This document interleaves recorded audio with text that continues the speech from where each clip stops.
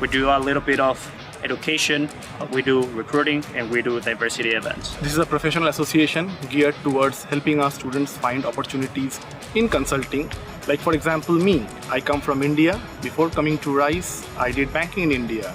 And with the help of the Consulting Association, I was able to successfully pivot into a large management consulting firm. I'm from Mexico. I did industrial engineering and business engineering and then started working directly into startups. And so might figure that not necessarily correlates pretty well with consulting, but through the help of the Consulting Association before our year, I was able to successfully pivot into consulting into another one of those big firms. And what we want is to help provide a stepping stone for you guys to actually also follow our path and be able to secure a job into consulting. And how we enable you guys to do that is that we have constant engagement with almost all large consulting firms in Houston, Texas, and the rest of the US. We have networking happy hours, we have DEI events, and we have education events like David said, where we help you prep across the various parameters that you need to learn as you start your journey in consulting.